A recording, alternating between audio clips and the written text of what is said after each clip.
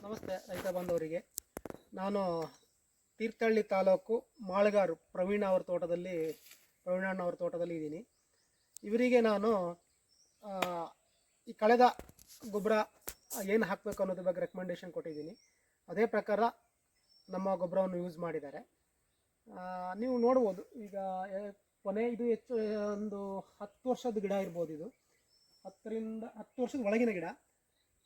ಅಂದರೆ ಒಂದು ಪಿಕ್ಕಿಂಗ್ ಆಗಿದೆ, ಒಂದೆರಡು ಕೊನೆ ಎಲ್ಲ ಆಗಿದೆ. ನೆಕ್ಸ್ಟ್ ಕ್ರಾಪ್ ನೀವು ಹೊಡೆ ಎಲ್ಲ ನೋಡ್ಬೋದು, ಹೇಗಿದೆ ಅಂತ ನೋಡ್ಬೋದು.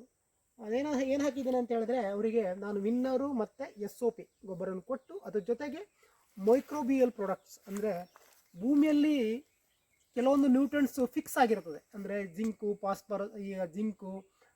ಫಾಸ್ಫರಸ್ಸು ಬಾಂಡ್ ಆದಾಗ ಬೇರೆ ಯಾವ ನ್ಯೂಟ್ರಿಯೆಂಟ್ಸು ಸಿಗಲ್ಲ. ಯಾಕಂದರೆ ಜಿಂಕ್ ಸಿಗದಿದ್ದಾಗ ಏನಾಗುತ್ತೆ ಅಂದರೆ ಹೆಡ್ಲು ಚಿಕ್ಕದು ಬರುವಂಥದ್ದು, ಮತ್ತು ಗರಿ ಎಲ್ಲ ಕ್ಲೀನಾಗಿ ಬಿಚ್ಚಿ ಬರದೇ ಇರುವಂಥದ್ದು, ದೂರ ಗಂಡು ಬರುವಂಥದ್ದು, ಈ ಥರ ಬರುತ್ತೆ. ಅದಕ್ಕೆ ನಾನು ಅವರಿಗೆ ತುಂಬಾ ವೀಕ್ ಇತ್ತು, ಅವ್ರಿಗೆ ಬಂದು ನಾನು ಸಜೆಸ್ಟ್ ಮಾಡಿ ಗೊಬ್ಬರ ಕೊಟ್ಟಿದ್ದೀನಿ. ಯಾಕಂದರೆ ಸೂಕ್ಷ್ಮಾಣು ಜೀವಿಗಳದ್ದು ನಮ್ಮ ವಿನ್ನರ್ ನೈಟ್ರೋ ಗೊಬ್ಬರದ ಜೊತೆಗೆ ಬ್ಯುವೇರಿಯಾ, ಅಸಿಟೋ ಬ್ಯಾಕ್ಟೀರಿಯಾ, ರೈಸೋಬಿಯಮ್ಮು, KSP, PSP ಈ ಥರ ಬ್ಯಾಕ್ಟೀರಿಯಾಗಳು ಸಮೂಹ ಇರುವಂಥ ಗೊಬ್ಬರ ಕೊಟ್ಟಾಗ ಏನಾಗುತ್ತೆ ಅಂದರೆ, ನಿಮಗೆ ಬೆಳೆಗೆ ಯಾವುದೇ ನ್ಯೂಟ್ರಿಯೆಂಟ್ಸ್ ಇರ್ಬೋದು, ಅದು ತಗೋಬೇಕಾದ್ರೆ ಸೂಕ್ಷ್ಮಾಣು ಜೀವಿಗಳ ಸಹಾಯ ಬೇಕು. ಅದಕ್ಕೆ ನಾನು ಏನು ಮಾಡಿದ್ದೇನೆ ಅಂದರೆ, ವಿನ್ನರು ನೈಟ್ರೋಬೋರ್ ಜೊತೆಗೆ ಈ ಮೈಕ್ರೋಬಿಯಲ್ ಪ್ರಾಡಕ್ಟ್ಸನ್ನು ಮಿಕ್ಸ್ ಮಾಡಿ ಕೊಟ್ಟಿದ್ದೀನಿ. ಅಂದರೂ ಅತ್ಯುತ್ತಮ ರಿಸಲ್ಟ್. ನಾನು ನೋಡಿದ ತಕ್ಷಣ ಖುಷಿ ಆಯಿತು. ರೈತರಿಗೂ ಅಷ್ಟೇ, ರೈತರೇ ವಿಡಿಯೋ ಮಾಡ್ತಾಯಿದ್ದಾರೆ.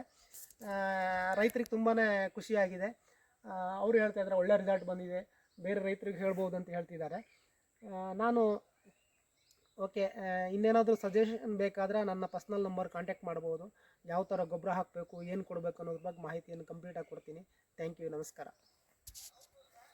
ಈಗ ಅಂದರೆ ಯಾರ ಕಂಪನಿಯ ಗೊಬ್ಬರನೂ ಕ್ಲೋರಿನ್ ಫ್ರೀ ಇರುತ್ತೆ. ಅಂದರೆ ಅರ್ಥವರ್ಮ್ಸ್ ಆ್ಯಕ್ಟಿವಿಟೀಸಿಗೆ ಮತ್ತು ಮೈಕ್ರೋಬ್ಸಿಗೆ ಏನು ಎಫೆಕ್ಟ್ ಆಗಲ್ಲ.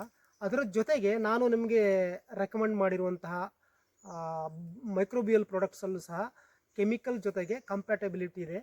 ಸೊ ನೀವು ಯಾವುದೇ ರಾಸಾಯನಿಕ ಗೊಬ್ಬರ ಜೊತೆಗೆ ಮಿಕ್ಸ್ ಮಾಡಿ ಕೊಡಬಹುದು. ಅದನ್ನು ಹೇಳಲಿಕ್ಕೆ ಇಷ್ಟಪಡ್ತೀನಿ. Thank you.